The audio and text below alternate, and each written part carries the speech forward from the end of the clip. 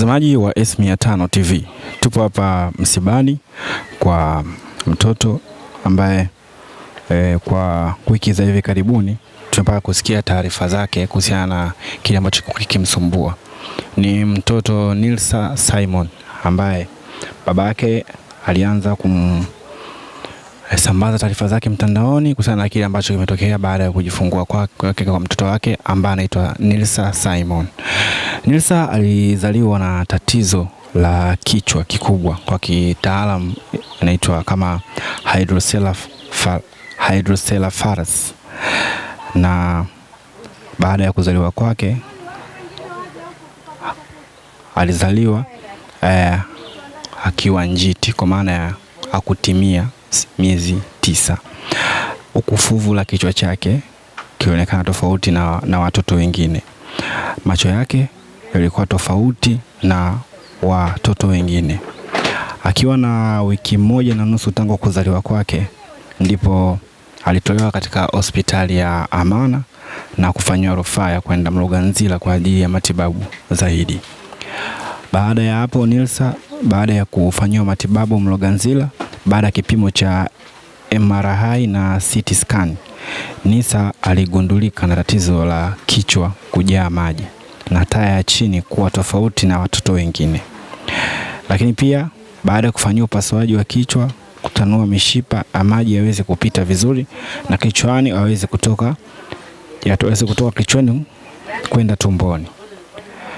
Upasuaji huo ulienda sawa, na baada ya hapo alirudi kukaa kwenye hali yake ya kawaida. Lakini baada ya kuruhusiwa kurudi nyumbani, alikaa baada ya kuwa hospitalini kwa muda mrefu, aliendelea pia na kliniki ya kichwa.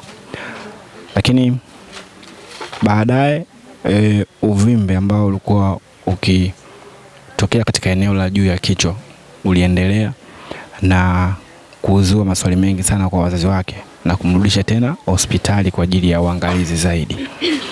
Baada tatizo kuonekana kwa ukubwa kwa staili hiyo, ilibidi familia waweze kutangaza kuomba msaada kwa ajili ya matibabu zaidi ya mtoto kuweza kuwa sawa. Kwa mujibu wa mzazi wa Nilsa, babake mzazi, ni kwamba Watanzania walijitokeza kwa wingi kumchangia, ikiwemo sisi pia S500 tulichangia matibabu ya mtoto. Lakini ulipofika Mloganzila na tena hospitali ya taifa ya Muhimbili kwenye kitengo cha MOI,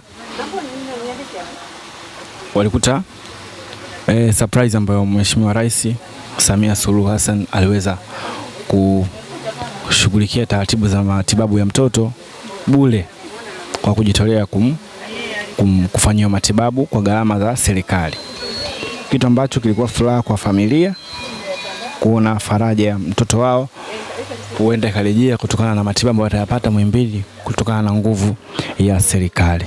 Lakini kufikia tarehe 18 mwezi wa kwanza ndipo Nilsa alitoka baada ya kufanyia upasuaji wa mwisho pale MOI, na hivi sasa tuko msibani hapa maeneo ya Kivule panaitwa Moshiba. Nini ambacho kimetuleta huku ni kwa sababu ya kuja kumpumzisha mtoto wetu Nilsa ambaye alitutoka siku ya jana. Bwana ametoa, Bwana ametoa, basi jina lake lihimidiwe. Tumefika msibani, tuweza kuzungumza na mzazi wa mtoto hivi punde, na tutakuletea taarifa zaidi ya nini ambacho kimetokea na nini ratiba ya mazishi wa mtoto huyu ambaye alipambana kupata matibabu. Wazazi wake walipambana kumpambania mtoto wake kupata matibabu, lakini dakika za mwisho naona ikawa tofauti ya vile ambavyo watu tumeweza kufikiria. Bwana ametoa, Bwana ametoa, jina lake lihimidiwe.